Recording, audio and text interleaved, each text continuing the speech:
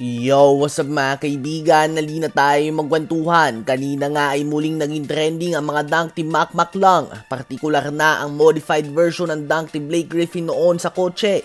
Ito nga ay talagang dunk over the highest point of the car and more. Hanggang sa nakuha na nga niya ang kanyang pangatlong sunod na dunk title. Ang first ever three-peat sa history ng dunk contest ng NBA. Si Ja Morant ay nag-tweet na posibleng mapasali daw siya ni Mac lang sa dunk contest. Hinamon niya din nga mga kaibigan si Zach LaVine at Aaron Gordon na sumali dito. At sumunod naman si Giannis na kapag sumali nga daw si Morant ay sasali na din siya. So ayun nga po mga kaibigan, nabuhay na ni Mac lang ang dunk contest. Ito nga ang gustong makita ng mga fans, ang mga big names and high profile players na sumali sa mga events na ito at seryosohin ito. Nakita natin si Stephen Curry na sumali sa 3-point contest, ganun din si Klay Thompson at Damian Lillard.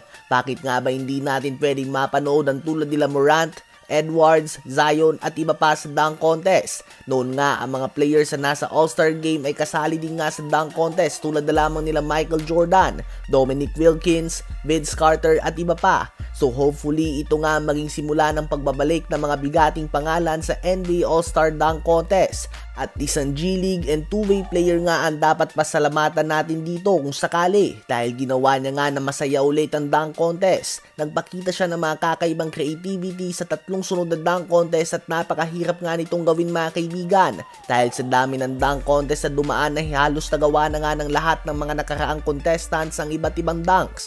So malaking kudos nga sa kanya. Ano ba masasabi niyo tungkol dito? Ngayon ay tumungo naman tayo kay LeBron James at Stephen Curry. Ang dalawang pangalan na ito ay palagi mong maririnig mula sa mga basketball fans for the last decade dahil pabalik-balik nga sila sa NBA Finals. Pareho silang may 4 na singsing, may 4 na MVP si LeBron at may 2 din si Curry. Silang dalawa ang pinaka-decorated basketball players kung awards and achievements ang pag-uusapan sa huling 15 taon. Madalas nga silang ipagtapat ng media, madalas ang kanilang fans na mag-trash talkan at madalas itong magkapikunan. Si LeBron at Curry no mga oras na nagkakabangga sila sa NBA Finals, may kita mo nga ang competitiveness ng dalawa. Ngayon nga ay patawa-tawa na lamang sila pa nagkikita sa loob ng court. Ngunit noon nga ay talagang may tension sa kanilang dalawa at paliwanag ni LeBron ay kapag sasabak ka nga daw sa isang dogfight at may isang tao na humaharang sa iyo upang maabot ang goal mo, talagang hindi mo magugustuhan ng taong ito. At tiyak nga daw na ganun din ang tingin sa kanya ni Curry.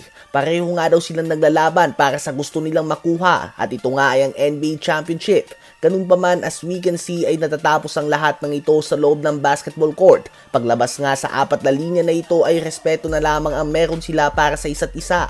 Ano ba ang masasabi nyo tungkol dito?